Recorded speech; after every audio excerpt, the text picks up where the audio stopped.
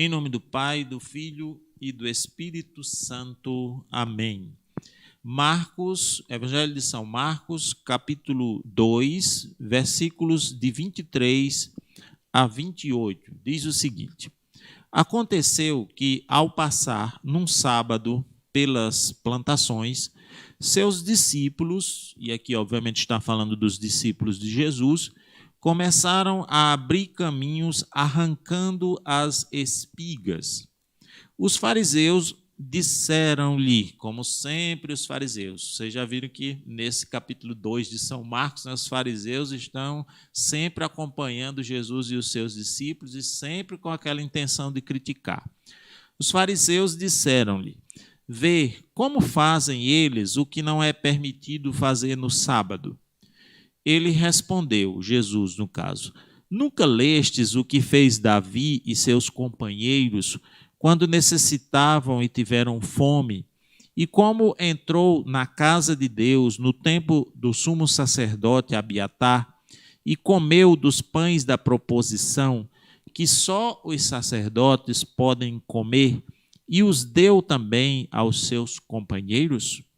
Então lhes dizia: O sábado foi feito para o homem, e não o homem para o sábado, de modo que o Filho do Homem é Senhor até do sábado.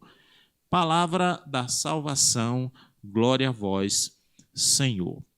Algumas traduções trazem nesse finalzinho: o Filho do Homem é Senhor também do sábado, né? Não até do sábado, mas é o mesmo significado.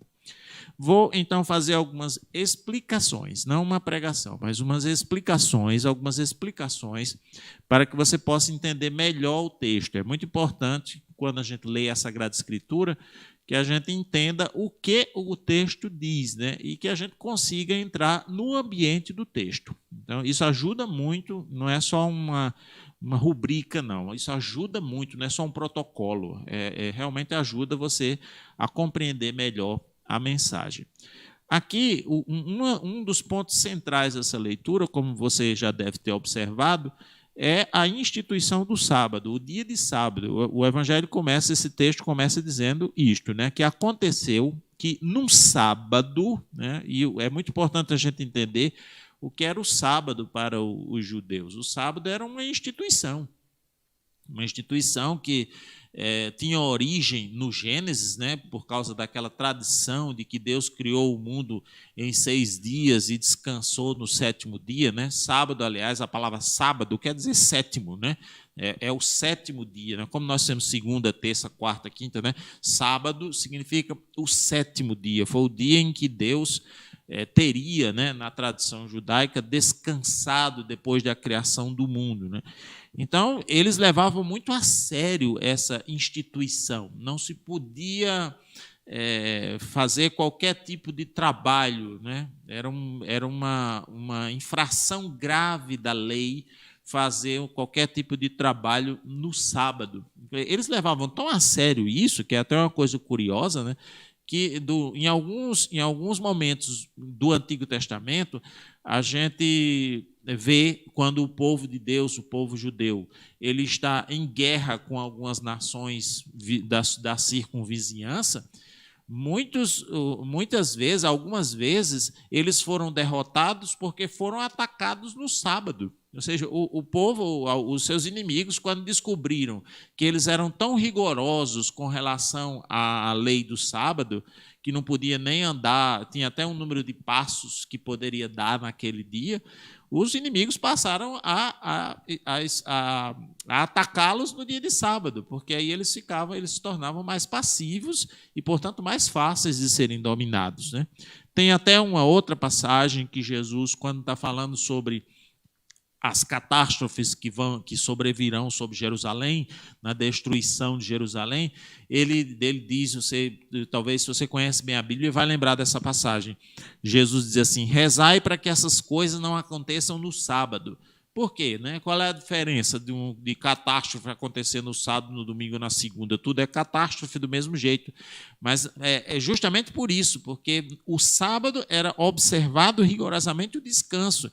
Então, iria existir, Jesus estava considerando a possibilidade de existirem pessoas que iam deixar de escapar de uma catástrofe apenas para não infringir a lei do sábado. Então, o sábado era uma instituição muito forte para eles. Era tão rígida que, em alguns momentos, o sábado, a lei passou a ser a mais importante de todas as leis.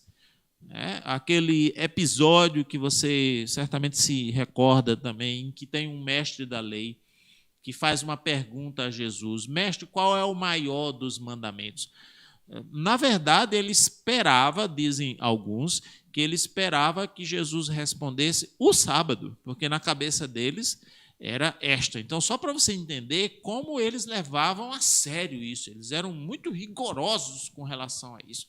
Por isso, descumprir o sábado, descumprir a lei do sábado, era considerado uma das infrações mais graves. Veja que, quando Jesus dá aquela resposta, que o maior mandamento é amar a Deus e amar ao próximo, ora, de certa maneira, eles consideravam o sábado acima disso. Era uma coisa muito séria. Apesar disso, que é uma coisa estranha, e depois, na sequência do Evangelho de São Marcos, no capítulo 3, os primeiros versículos do capítulo 3, nós vamos acompanhar um outro episódio que envolve essa questão. Apesar disso, apesar dessa rigidez, algumas pessoas, e mesmo os fariseus, eles driblavam essa lei quando havia algum interesse material. Por exemplo, salvar um boi, quando um boi caía num poço, uma coisa assim. A rigor não se podia trabalhar, retirar o boi do buraco. Mas eles davam um jeito, porque tinha um interesse material, não ia se perder o boi, que naquela época era um bem muito importante. Daí veja como é a hipocrisia. Dá-se uma excessiva importância a uma lei, mas, ao mesmo tempo, quando entra um interesse material, não o interesse religioso, não o interesse da caridade, mas quando entra o interesse material, então dá-se um jeito de driblar esta lei. Veja aqui o que aconteceu, o que estava acontecendo. Os discípulos de Jesus, eles estavam arrancando espigas, mas a crítica que se faz é do sábado, é porque eles estão fazendo isso no sábado, até porque tudo indica que isso não era roubo, porque, à primeira vista, a gente lendo o texto e entendendo a coisa na cultura atual, a gente pensa que os discípulos estão roubando, ou no mínimo estão danificando a plantação, porque estão abrindo o caminho, estão derrubando as plantas só para poder abrir um caminho. Certamente, isso também fica implícito no texto, essa plantação não era deles, eles estavam passando por ali. Então, em princípio, a gente fica imaginando que seria um roubo, mas não é, tudo indica que não é roubo. Existia na prática judaica, isso também era muito comum, os plantadores, as pessoas que plantavam essas roças, principalmente plantações de trigo, eles deixavam algumas espigas. Depois da colheita, eles colhiam, mas deixavam algumas, que era justamente com a intenção de alimentar ou os pobres ou os peregrinos, os viajantes. Naquela época, as pessoas viajavam muito, eles viajavam para, por exemplo, fazer as visitas ao templo, viajava do norte para o sul da Palestina, as viagens feitas em montarias, as viagens feitas, às vezes, até a pé. Então, as pessoas, às vezes, eram pobres, não tinham condição de ter muitos recursos, não tinham muito recurso para poder fazer essas viagens. E também não tinha muitos hotéis, restaurantes. A gente que imagina que a coisa era assim. Hoje é assim, Hoje você vai daqui para ali, você tem uma série de restaurantes, hotéis. Então, se você tiver recurso, você faz uma viagem tranquilamente. Mas na época, não. As pessoas dependiam, às vezes, da hospitalidade de alguém que recebesse. Por isso que era muito importante na caridade judaica, acolher o peregrino, acolher o estrangeiro, aquela pessoa que ia caminhando. Então, era um ato de caridade. Por isso se deixava essas espigas. também lá, né? Então não se colhia toda a plantação, era como se fosse uma parte que era deixada lá para se fazer caridade. Então, algumas pessoas dizem, os discípulos estavam roubando. Não, não é roubo. Tudo indica que não seja roubo aqui. Até porque, se fosse roubo, os fariseus aí teriam um motivo legal muito mais sério para poder acusar os discípulos. E eles não acusam os discípulos de roubo nem de danificação da plantação, porque justamente eles não estavam fazendo nada de errado. Aquelas espigas eram deixadas ali para que justamente os transeuntes, os pobres, pudessem usufruir delas, né? Então, a crítica é fazer isso, fazer o que não é permitido no sábado, né? Está trabalhando no sábado, né? E aí é uma indignação, né? Aí Jesus, mais uma vez, notem que durante todo o capítulo 2 de São Marcos, no capítulo 2 de São Marcos tem uma certa estrutura, né? Você tem uma atitude dos discípulos, uma crítica dos fariseus e uma resposta de Jesus. Uma atitude dos discípulos ou do próprio Jesus, a crítica dos fariseus, a resposta de Jesus e o gancho para fazer um ensinamento. É tão interessante essa estrutura do capítulo 2 de São Marcos, né, que nós vamos encontrar essa sequência. Então, vai aparecer para nós sempre, não é? Vai aparecer a prática de Jesus e dos discípulos, aparecer a birra, né, a implicância dos fariseus hipócritas com Jesus, a maestria com que ele responde, logicamente, né, utilizando argumentos para poder desqualificar a crítica que se faz a ele ou aos seus discípulos, e digamos assim, o oportunismo de Jesus para ensinar e aí deixar para nós uma lição fundamental, né? Uma lição cada vez mais interessante, uma lição de vida, não só para aquelas pessoas com quem ele interagiu, mas também para nós hoje, e graças a Deus que esses textos foram escritos, né? O argumento usado aqui por Jesus é uma espécie de argumento de autoridade, né? O que é um argumento de autoridade? É quando você, para defender um ponto de vista, você utiliza uma fala ou um ato de alguém que seja importante. E para os judeus, Davi era uma figura importantíssima, né? Era o rei por excelência, digamos assim. Nós vamos encontrar na Sagrada Escritura, no Antigo Testamento, várias referências a Davi com os seus elogios, né? Todo mundo já ouviu falar de Davi, né, que venceu Golias, depois tornou-se rei. Foi no reinado de Davi que ele conseguiu dar projeção ao reino de Israel. Foi o momento em que Israel talvez teve mais autonomia política, econômica. Então, era um rei chamado rei segundo o coração de Deus. E aí Jesus se utiliza de um ato dele, um ato de Davi, para poder demonstrar que o que ele está fazendo naquele momento, não é? Colhendo espigas no dia de sábado, ele e os seus discípulos, não é um erro. É como se ele estivesse dizendo, olha, o próprio Davi, que vocês elogiam tanto, ele já fez algo semelhante, né? E aí ele faz referência a um episódio que está narrado em 1 Samuel, capítulo 21, versículos de 2 a 7. 1 Samuel, capítulo 21, versículos de 2 a 7. Quem quiser conferir esse episódio pode olhar lá, pode consultar essa passagem depois. A diferença que você vai encontrar lá é que o sacerdote, tal como foi narrado aqui, o sumo sacerdote, né? O sumo sacerdote era digamos assim, o coordenador de todos os sacerdotes. Israel tinha muitos sacerdotes e tinha o sumo sacerdote. Mal comparado, é como se fosse o bispo, entendeu? Da nossa estrutura católica, né? Ele era aquele que comandava. Aqui Jesus diz que no tempo do sumo sacerdote Abiatar, se você pegar o texto lá de 1 Samuel, vai ter que o sacerdote era Aquimeleque. Aí tem essa divergência de nomes. Mas é muito comum isso acontecer, não tem problema. porque Abiatar, algumas tradições dizem que ele era filho de Abimeleque, e outros dizem que ele era pai de Abimeleque.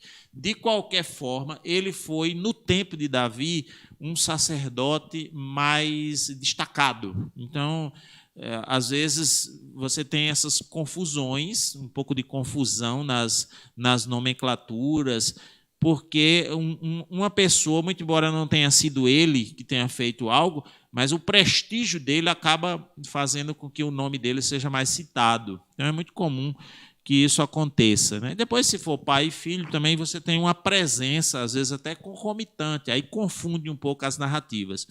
Não há problema nenhum. Isso também não vai fazer diferença nenhuma se era Aquimeleque ou era Abiatar, porque o que Jesus está fazendo referência é ao fato de Davi ele ter se utilizado, ter comido os chamados pães da proposição. O que eram os pães da proposição?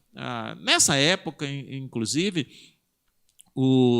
não tinha ainda o templo de Jerusalém. Então, pensemos bem, né? Nessa época não tinha o templo, mas já tinha a estrutura sacerdotal, né? E os sacerdotes estavam refugiados por causa da guerra em um determinado espaço, e ali eles tentavam criar minimamente a estrutura, né, de adoração a Deus. E eles tinham os chamados pães da proposição. Eram 12 pães que eram colocados sob uma espécie de altar, não é? 12 pães, e ali que representavam as 12 tribos de Israel, eram como que pães ofertados a Deus. Era como se fosse de Deus aqueles pães. Eram colocados ali em cima para significar também a intimidade de Deus com o seu povo, a aliança, porque estão recordados, em outra ocasião já falei aqui, do significado da mesa.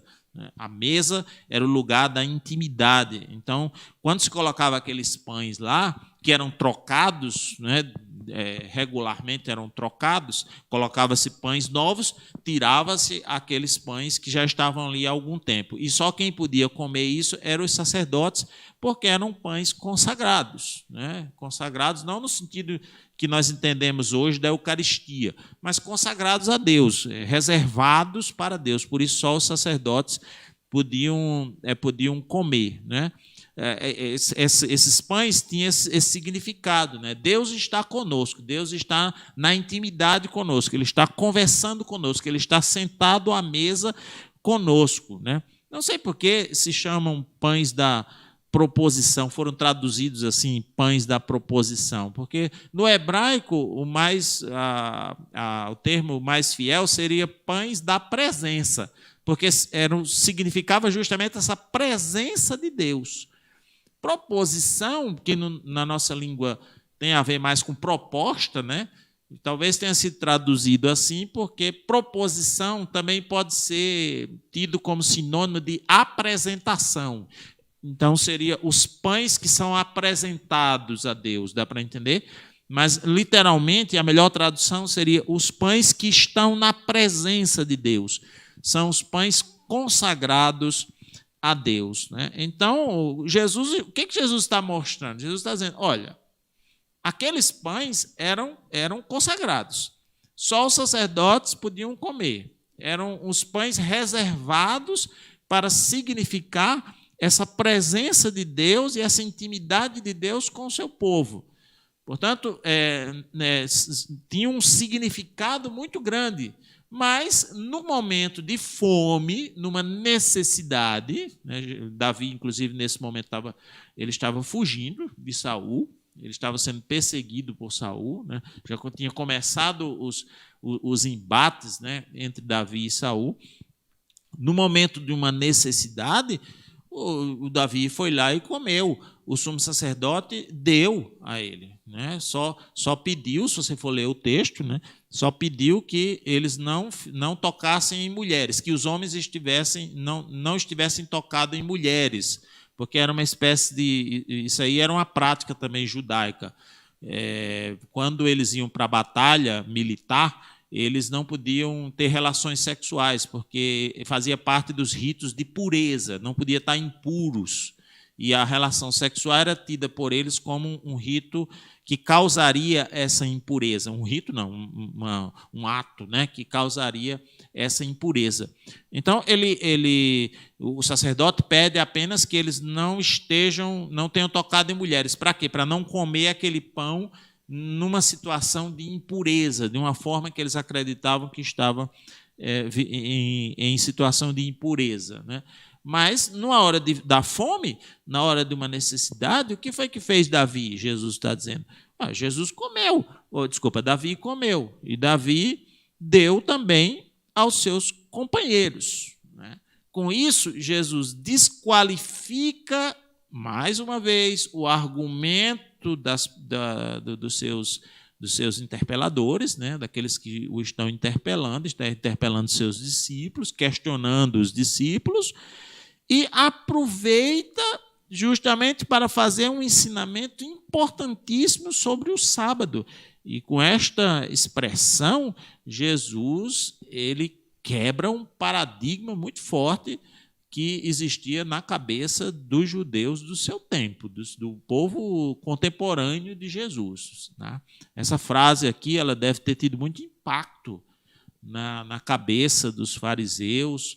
Em alguns deve ter causado até mais raiva, naqueles que são mais rigoristas, deve ter causado mais raiva, porque Jesus disse, olha, o sábado foi feito para o homem, e não o homem para o sábado. Então, Jesus, com isso, ele estabeleceu um princípio que se aplica a todas as leis. Veja, se eles consideravam a lei do sábado a maior de todas as leis, quando Jesus diz assim, o sábado foi feito para o homem, não o homem para o sábado, ele está, então, estendendo isso, ele está estabelecendo um princípio que, pela lógica, né, se estende a todas as outras leis. Se isso vale para a lei maior, a que eles consideravam maior, isso também vale para as leis menores. Ou seja, as leis, as regras, elas estão a serviço do homem, não o homem a serviço da lei e das regras.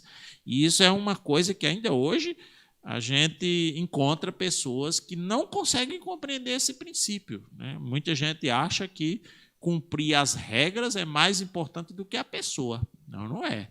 No segundo evangelho, na doutrina de Jesus, é mais importante a pessoa. Então, as regras que nós fazemos, claro, nós temos que ter regras, temos que ter leis, temos que ter leis e regras, mas elas estão a serviço do homem. Na hora que uma lei ou uma regra ela está denegrindo o homem, né? Ela está oprimindo o homem, não está facilitando a vida social, a vida da família, a vida da comunidade, né? Tem gente que gosta, adora criar regra, né? Vamos criar essa regra, isso aqui não pode, isso aqui não pode, aquilo não pode, pegar nisso, não pegar naquilo, né? Ainda hoje nós temos expressões muito fortes disso. Precisamos tomar cuidado com isso, né? Mesmo as normas litúrgicas, as normas da nossa casa, as normas da igreja, as normas do Estado. É tão interessante, né? O nosso país, às vezes, tem umas leis que eu dou risada, né? Porque são leis que não fazem com que oprima mais o homem do que facilitar a vida do homem. Então, Jesus estabelece um princípio importantíssimo que nós deveríamos tê-lo em mente em todas as situações da vida. Veja, não estamos falando só das leis que são criadas pelo Congresso, as leis que são estabelecidas pelo Estado, não. Nós estamos falando das regras, e todas as regras que são estabelecidas no âmbito da família, no âmbito da comunidade, no âmbito da igreja, do seu trabalho, se você for um chefe, se você for alguém, um gerente, né? Pense nisso, veja se as regras que você está criando, elas estão a serviço das pessoas que convivem com você. Não é para oprimi-las, né? Às vezes uma lei, uma regra pode ser difícil de cumprir e às vezes pode ser necessário que ela exista, mas é preciso levar sempre em conta esse princípio de Jesus, né? E depois ele ainda diz outra coisa importantíssima, que é o final, e que eu acho que é o nosso rema comunitário de hoje, né? De modo que o Filho do Homem é Senhor também do sábado. O Filho do Homem é Senhor também do sábado. Com isso, nosso Senhor, ele nos diz pelo menos 3 coisas importantes e que nós temos que levar em conta neste momento. Primeiro, que as suas palavras devem ser o fundamento das leis que nós criamos, das normas que nós criamos. Aquelas normas que você cria volto a dizer, para as instituições nas quais você está envolvido e até para a sua vida. As normas que você cria para a sua vida mesmo. O que deve estar na base delas é a palavra de Deus. É a lei divina. Aqui o ensinamento de Jesus. O Filho do Homem é Senhor do sábado. Significa o Filho do Homem é Senhor das leis. Cuidado para não estar criando até para você mesmo, acima de você, criando para você regras que não estão fundamentadas na palavra de Deus. Então, cuidado. O Filho do Homem, ele é Senhor do sábado. Significa, a palavra de Deus deve ser a base das leis que nós criamos, das regras, das normas. Significa também que Jesus, Deus, é o guardião da ordem cósmica. Ou seja, no fim das contas, é Deus que comanda todas as coisas. Se existe alguém que faz leis e julga leis, muito mais Deus. Então, os homens têm que tomar cuidado com aquilo que fazem, com aquilo que julgam, com aquilo que estabelecem para os outros cumprirem.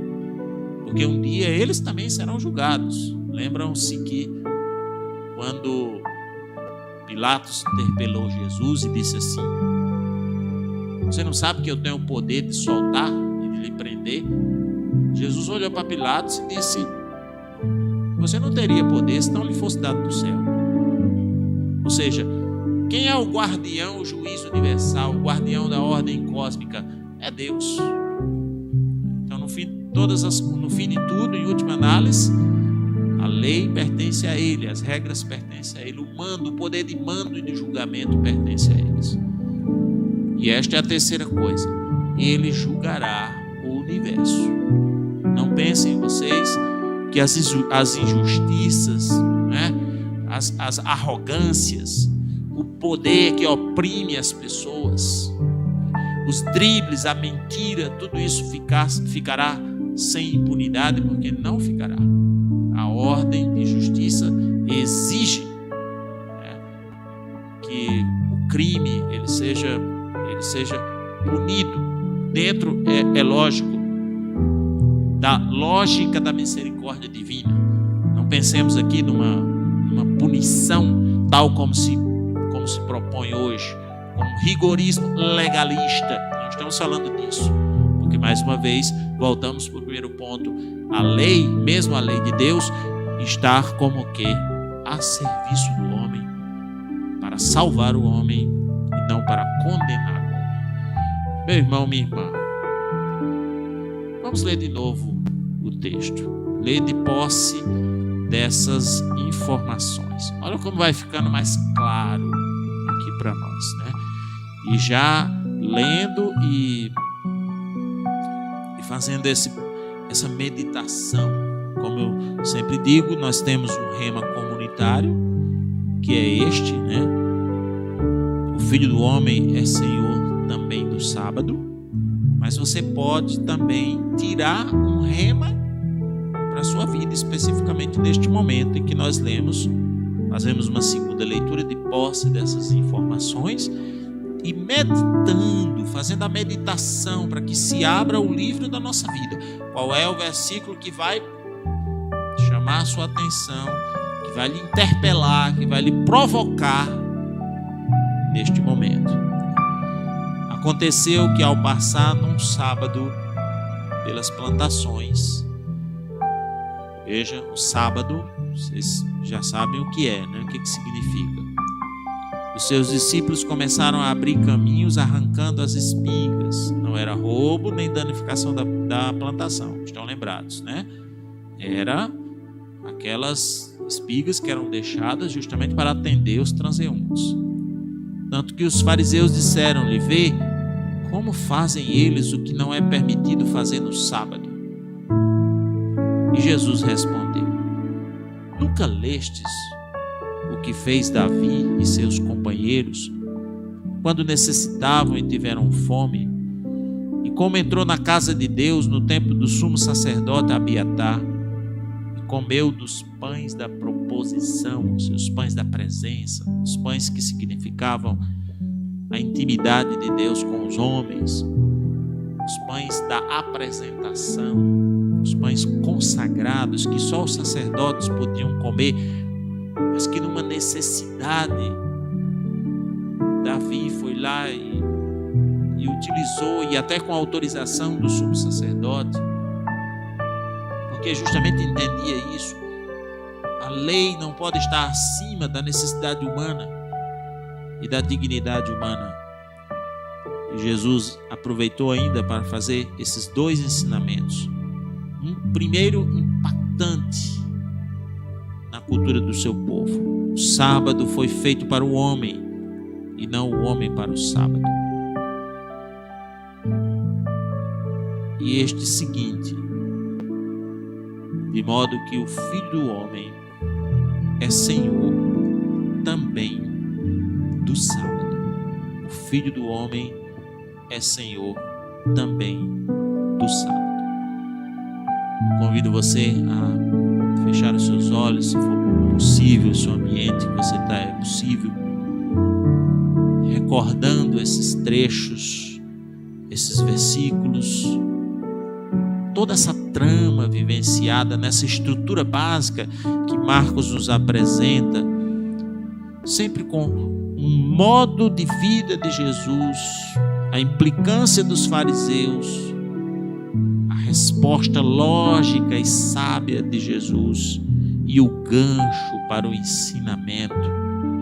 O Filho do Homem é Senhor também do sábado. O Filho do Homem é Senhor de todas as leis.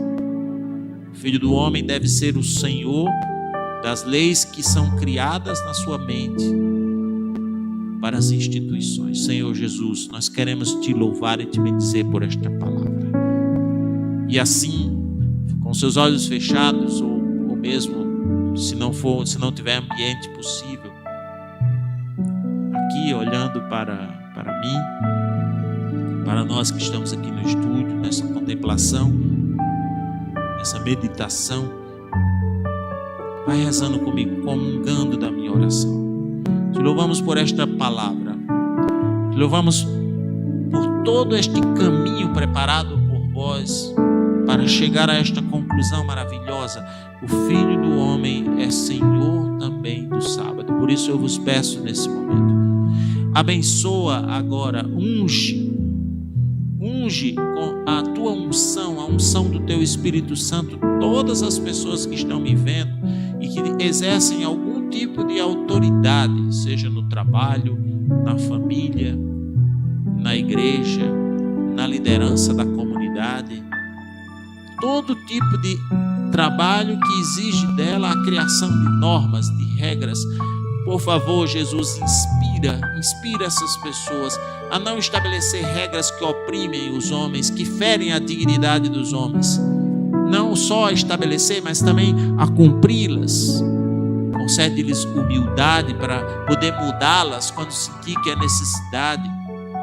Rezo neste momento em particular pelos pais de família, pais e mães de família. Tem que estabelecer regras para seus filhos, mas está numa situação muitas vezes confusa, uma situação de dificuldade, uma situação de tensão. Muitos pais que vivem tensões com seus filhos, agora nos dá uma luz, Senhor, uma luz para estabelecer as regras corretas. As regras corretas. Aquelas regras que têm fundamento na sua palavra, mas que não oprimem as pessoas. Não lhes causam danos psicológicos. Dá-nos, Senhor, dá-nos. Seja qual for a situação que nós estejamos vivendo, há pais que estão com seus filhos passando por dificuldades muito grandes, conflitos interiores, dificuldades nos afetos, dificuldades de enfrentamento da vida. Em especial, Senhor, peço por aqueles que estão vivendo situações críticas, situações limites, jovens que querem suicidar, que querem sair de casa, jovens que estão confusos na sua identidade, até mesmo na sua identidade sexual.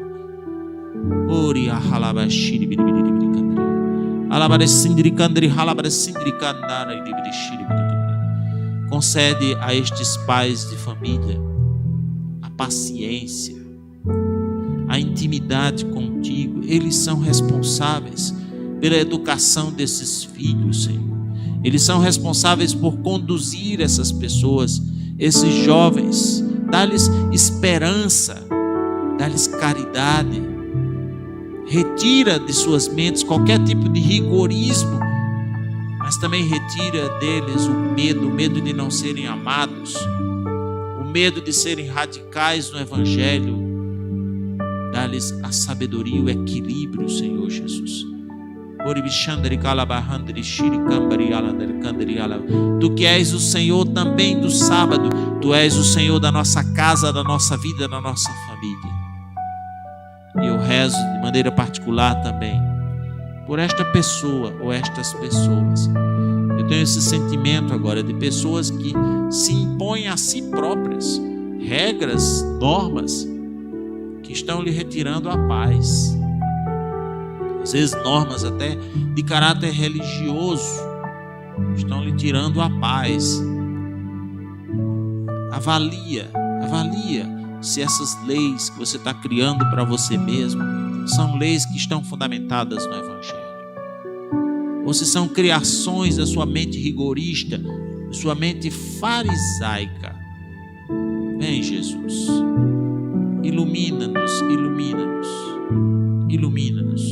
e sede agora o Senhor de todas as nossas situações nefastas, de todos os nossos desafios cotidianos e corriqueiros. Eu sinto nesse momento, meus irmãos, o Senhor nos comunicando o seu senhorio e dando-nos uma força espiritual, que é, na verdade, o próprio Espírito Santo de Deus, batizando-nos, unindo a nossa mente, o nosso espírito ao espírito dele, para que nós possamos vivenciar esse princípio,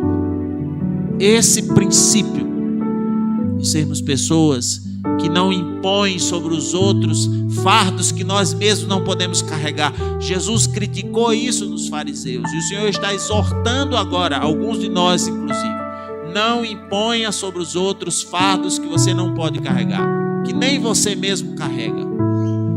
Com a mesma medida com que medides, sereis medidos.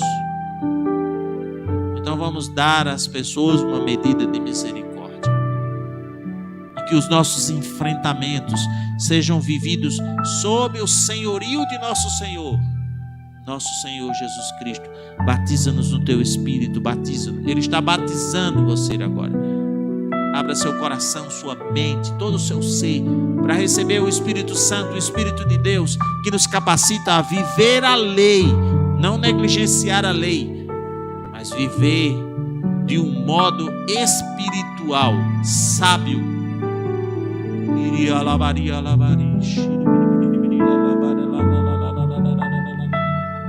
O Senhor está fortalecendo, sobretudo, aqueles que estão mais abatidos, mais caídos. Algumas pessoas entre nós que estão cansadas não, talvez nem tanto fisicamente, mas cansadas psicologicamente, espiritualmente, por causa dos enfrentamentos. Me vem uma palavra ao coração agora, Jesus soprando sobre os discípulos e dizendo: deixo-vos a paz, dou-vos a minha paz. Isto aqui, meu irmão, minha irmã, é uma proclamação sobre a sua vida. Deixo-vos a paz. Acolha este sopro do Espírito e você vai comprovar a paz de nosso Senhor, que lhe vem por meio desta palavra. Bendito seja o nome do Senhor. Bendito seja o nome do Senhor. com seus olhos fechados ou abertos, vislumbre a esperança. A esperança, o raiar de uma aurora nova. Porque quando o Espírito de Deus está conosco, aí está a liberdade. Quando o Espírito de Deus nos batiza, nós somos livres. Nós nos enchemos de paz.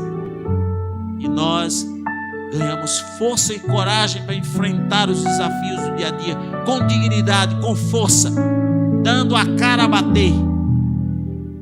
Porque nós somos mais do que vencedores. Porque o Filho do Homem é Senhor também do sábado. Vislumbre a esperança, a graça de Deus. E cante comigo, com Beto Filho, que está aqui também. Cante nesse momento essa canção. Já posso ver o raiar da aurora, sim, posso ver o sol da justiça brilhar e densas nuvens que como acossadas fogem de onde brilha o sol. Cante. Sim, vejo um povo a caminho. Sim, vejo um povo a caminho, Tão machucado, ferido de guerra, machucado, que é como nós muitas vezes estamos. ferido de guerra, povo ferido, povo provado, Purificado na dor. purificado na dor. Mas povo amado, e que está sob o Senhor. Mas nosso povo Senhor. amado, povo guardado, restaurado no amor. Escute a voz de Deus. Ouça o Ouço som.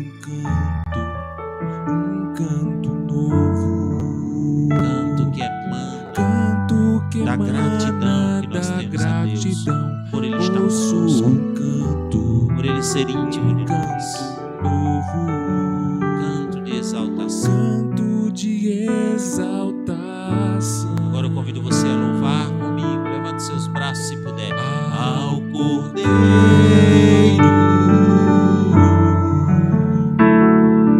sua onipotência sem fim, ao Senhor,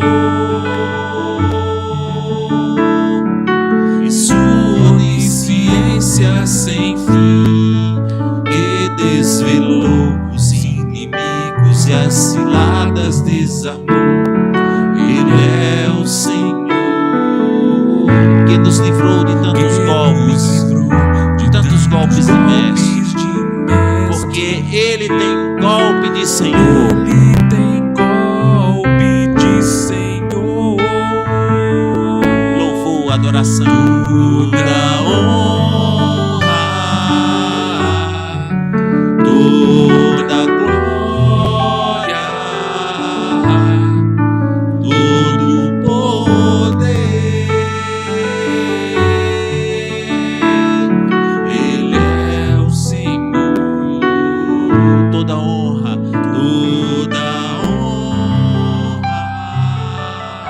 toda glória, todo poder. Todo poder. Ele é o Senhor. Ele é Mais o uma vez, Senhor. toda honra, toda glória, todo poder. Ele é o Senhor.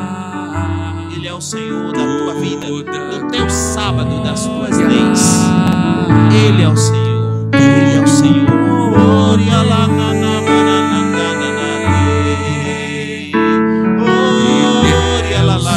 toda honra, toda glória, todo poder. A Ele o Cordeiro imolado, Deus das nossas vidas. Glória lá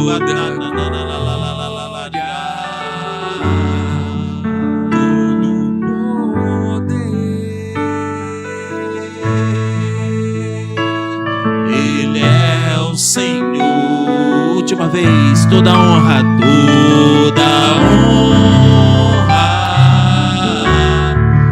toda glória.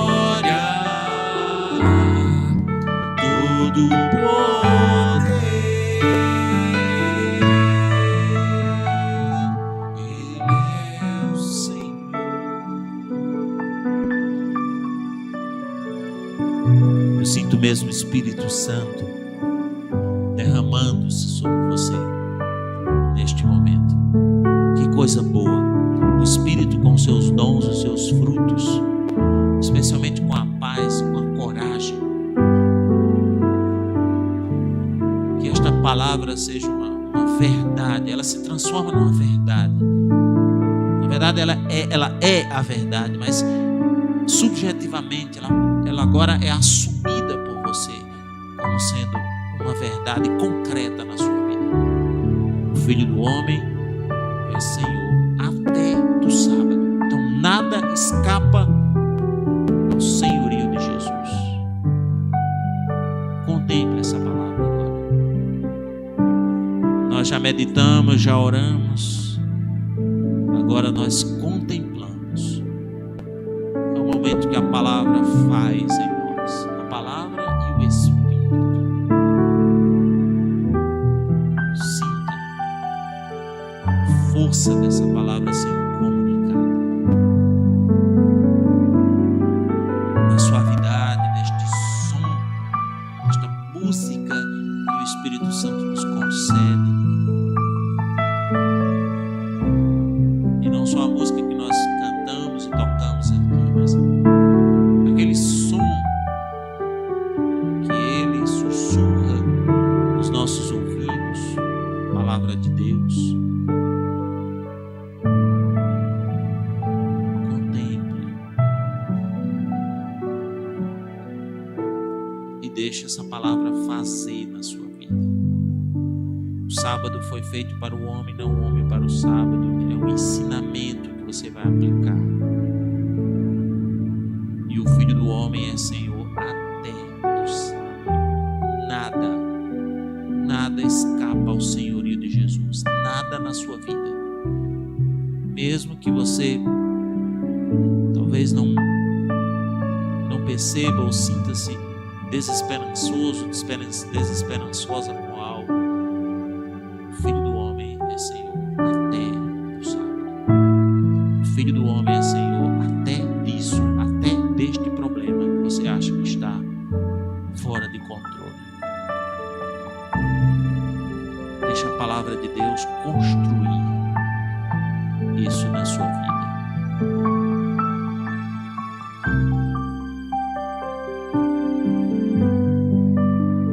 Nesses instantes de silêncio, de serenidade, em que nós vamos sentindo, vivendo, acolhendo o Espírito Santo e a palavra, até que experimentemos a liberdade.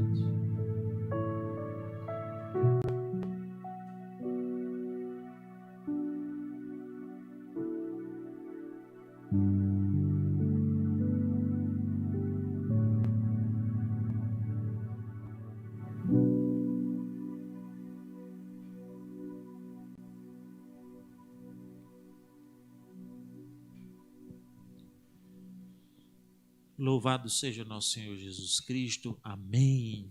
Amém. Se a gente pudesse, né, como eu já disse, a gente ficaria mais tempo aqui nesse estado de contemplação, né, e de vivência deste momento, que é um dos momentos mais interessantes, mais importantes da leitura orante da Sagrada Escritura, é quando a gente faz quando chega nesse momento, é o ápice da leitura, né? E aí, por isso que eu recomendo sempre que você faça, se você fizer todos os dias, nem que seja 20 minutos, 15 minutos de leitura orante, chegando a este ponto ápice de contemplação, a palavra de Deus certamente vai fazer muita coisa na sua vida. Eu saio daqui hoje com mais esperança, né? mais essa certeza, essa convicção de que o Filho do Homem é Senhor até daquilo que eu não tenho controle, né? Daquelas coisas das quais eu já estou perdendo a esperança. Aguardo vocês mais uma vez na próxima sexta-feira para a gente continuar o Evangelho de São Marcos. Louvado seja nosso Senhor Jesus Cristo, a paz de Jesus para todos, em nome do Pai, do Filho e do Espírito Santo. Amém. Tua palavra